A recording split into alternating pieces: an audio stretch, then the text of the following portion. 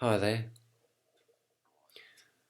On this eve of winter solstice or Yule, I thought I'd take some time to present my initial thoughts on, or final thoughts perhaps, on the method that could be used to achieve gnosis, if indeed there is a method. Well, there isn't really a method. This is more of a framework, I suppose, more than a method, because a method implies that you're directing things with your will.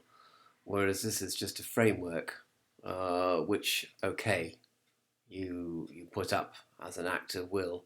You create the framework, but it's not as hard and fast as a method exactly. Although perhaps I'm just splitting hairs here anyway. So you begin in the air quarter, and this is more of a cognition of the four holy words rather than a intellectual analysis, although obviously you could do an intellectual analysis, and perhaps you should do. And maybe you should do an intellectual analysis of the phrase "I love you, God," every day, because I think it's part of what the Hindus call jnana yoga, or yoga of knowledge, where you look at some phrase or some paragraph of text every day, and you get different things out of it. But admittedly, this is a very minimalist um, phrase. Um, it's just four holy words, whereas a text, obviously, you might get 50 or 100 words to contemplate. This is just four words, but so it's more of a cognition. It's more of a phrase that you begin your contemplation with. And then you have an emotional response to the four holy words, as you might imagine. I think that a phrase which is so emotive as "I love you, God," it obviously is going to have an emotional impact on you at the deepest level, both known and unknown to you. And there's going to be an unconscious response as well as a conscious one, and this may be even accompanied by a physiological response, such as a deep sort of welling up of various physical sensations, perhaps in the heart region, and definitely at the fingertips as well. And this is more or less a physical sign that the framework is sound, the framework that you have constructed from the four holy words and beginning with the four holy words. Um, and from that, the idea or the theory, and this thing, it all becomes rather theoretical at this point, is that you ignite a fire within that burns away gradually or immediately the ego consciousness, the consciousness of separation between soul and God, burns that all away, and perhaps burns karma away as well, and the consciousness of karma on the unconscious level, as it were. Sort of contradictory statement there, but anyway. And as a result of this burning away, or you attain a soul awareness or soul consciousness, and at this point, the Holy Spirit acts upon your soul consciousness and affects you in various ways, and the conscious meaning of the word affect. And you may get further physical um, manifestations, as matter, it is said, becomes spiritualized as a result of coming in contact with both soul awareness and with the Holy Spirit and the action of the Holy Spirit. But the word here is possible, okay?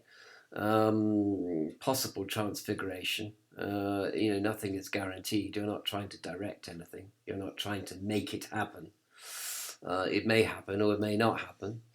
And this then further burns away the ego consciousness further away, burns away the self-consciousness part of you, or the self-conscious part of you, the part, this conditioned self and the cynical self and the skeptical self, and you become as a little child, and you enter into, again, your awareness of soul is strengthened again. So it's a virtuous cycle is set up in theory, by this means. But you begin with a spontaneous introspection or contemplation of the four holy words, I love you, God.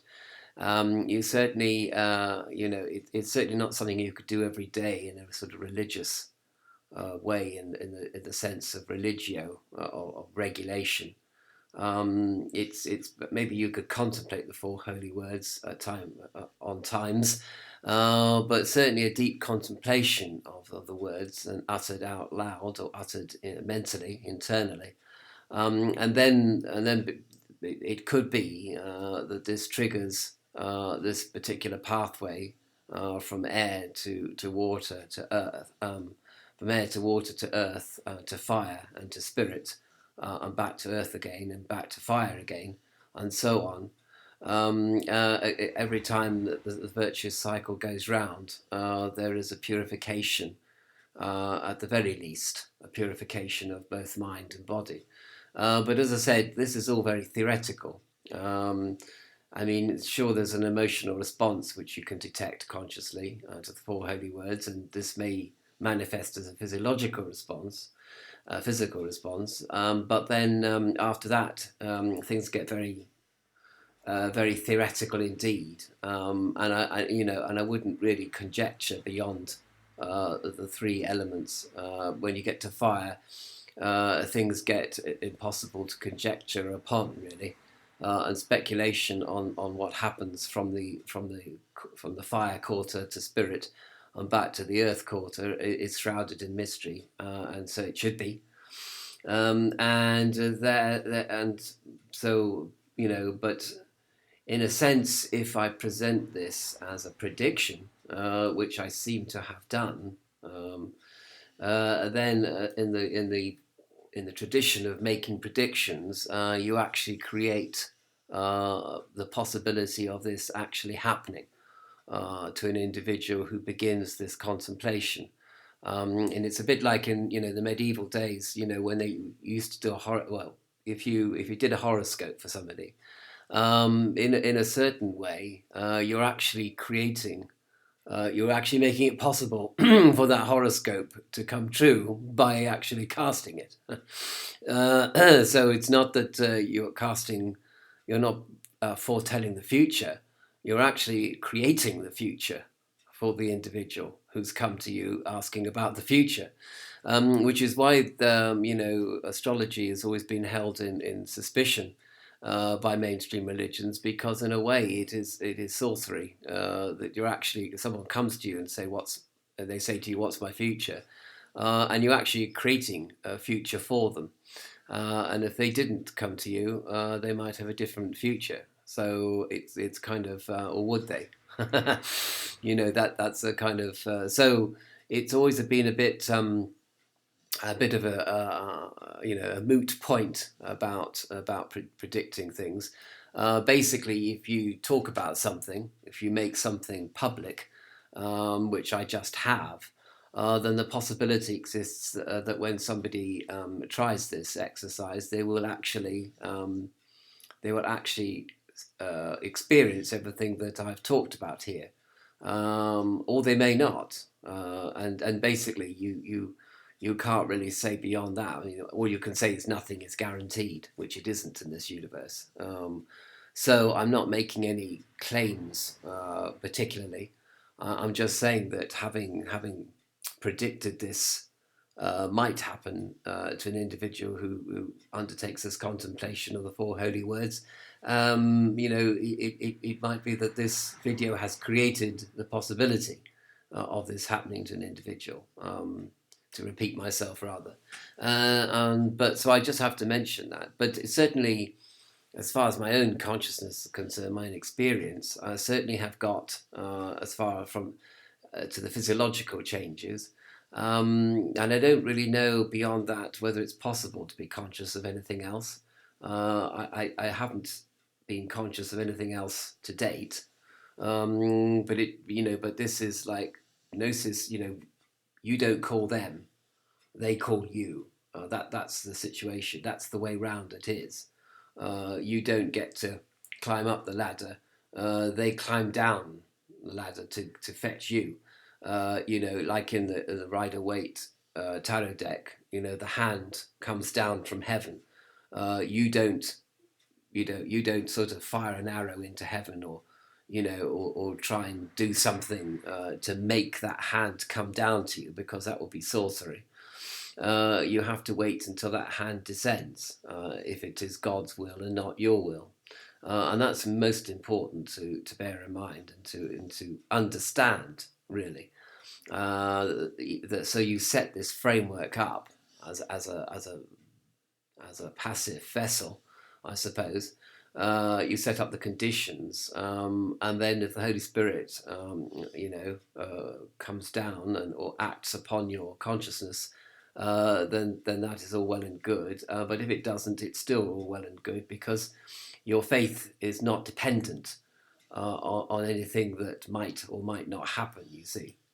So that's also very, very important to understand that. We're talking about right-hand path contemplations here, not left-hand path magic, not even if it's transcendental, it's still a left-hand path.